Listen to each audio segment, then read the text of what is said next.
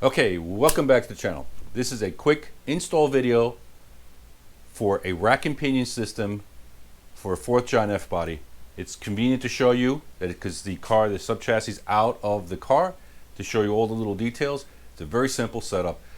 Now this rack and pinion, they only make for 98 to 2002, but there's a workaround for 93 all the way up to 2002. I'll show you an installation of what to do and how to do it. And yeah, click that like and subscribe. Again, go down, coupon code, click for if you want to buy this. I don't get sponsored by this. They do give me the parts for free, but I'm allowed to review them, so there's no bias on here. So yeah, enjoy. First key note, when buying suspension parts or any parts, check the boxes, especially if you get two of the same part. I had a problem with this. I spent half the afternoon chasing down the right part that was supposed to be in the box. I'll put a picture in there of what happened the other day.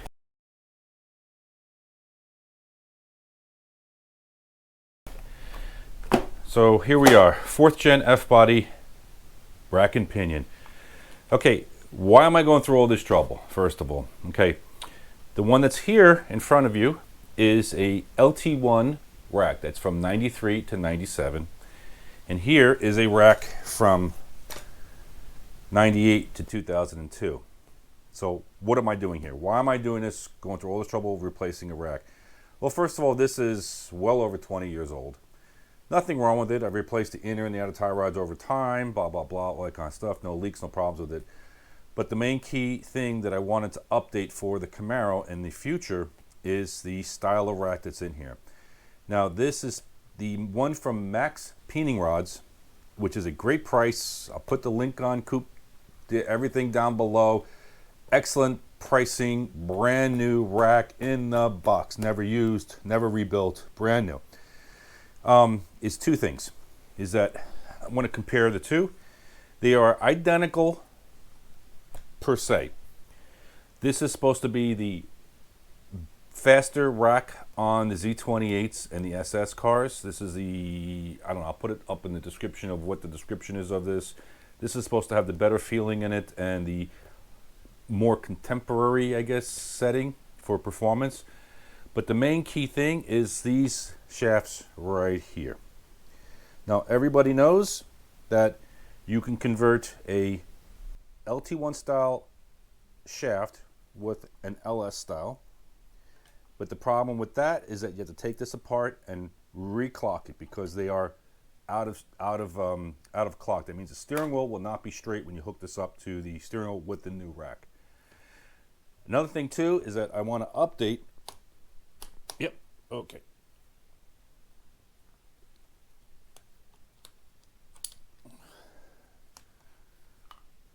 This rag joint, or whatever, this particular type of style. This is the newer style.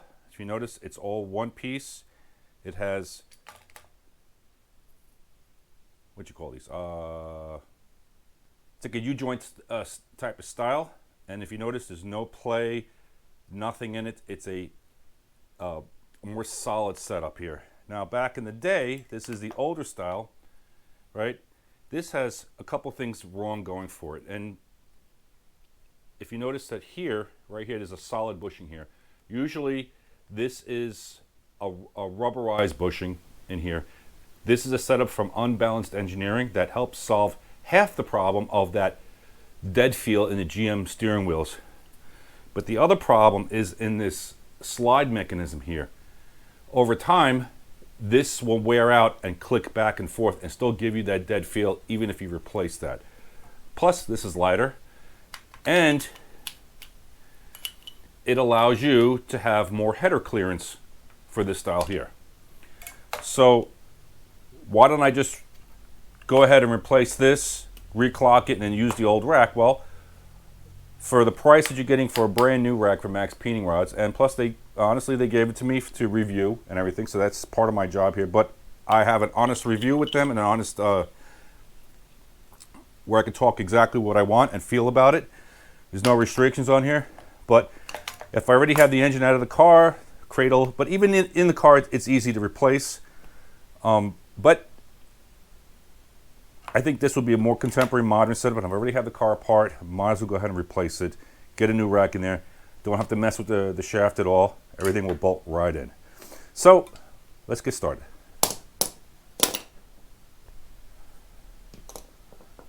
All right. Who knows? This might be a long video. So, the MaXpeedingRods Rack and Pinion shaft comes with the inner tie rod, which is great. Some manufacturers that you buy that are cheaper do not come with the inner tie rod. I know some of them out there that will say they do, but they don't come with it. The only thing you have to supply is the outer tie rods. But it does come with the bolt for the tie rods. And it's a nice setup, actually. It's pretty nice setup.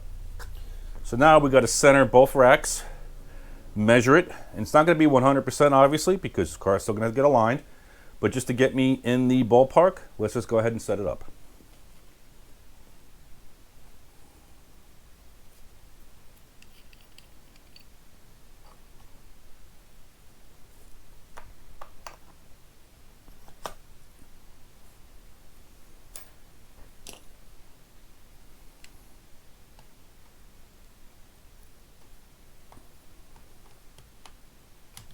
Okay, so there's a couple ways to do this, and there's plenty of videos out there showing how to do this. You can turn the rack all the way to one side, then to the other side, and then count the difference and all that kind of stuff. But since I already have the rack out, there's no reason to do all of that. I can just line up the actual threads here and here, get approximate.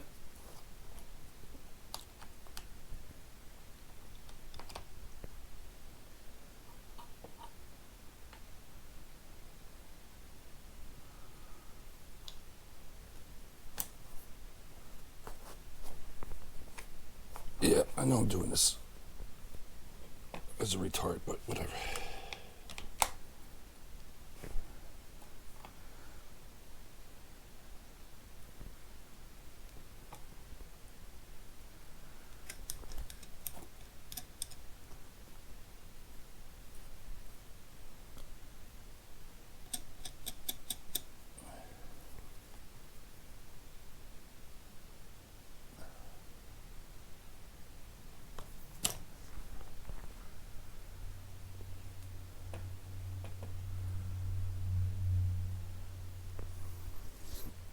I don't know if you could notice in the video it's coming up, but you can see how this is clocked differently from the two shafts and how much they're off that you have to move the splines around to match up to an LT1 if you're just replacing the shaft itself. Okay, so this is not rocket science. This is just eyeballing and a little bit of measurement. And we get it really close. Then after you're done with everything, measure the both lengths. You get an approximate thing, and I was right on the money for both of them. So hopefully it gets really close to where the alignment needs to be. All right, let's get this bad boy installed.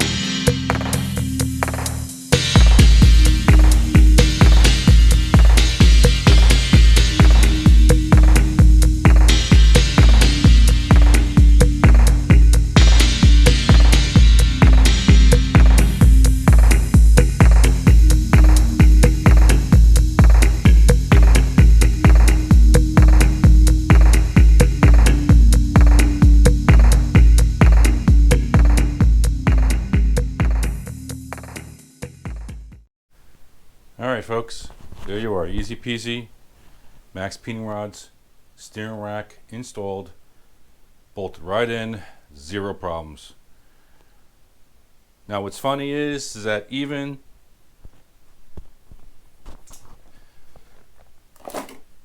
though the tie rods look pretty good and all that kind of stuff from whatever this company is, this part number, everything fit really well except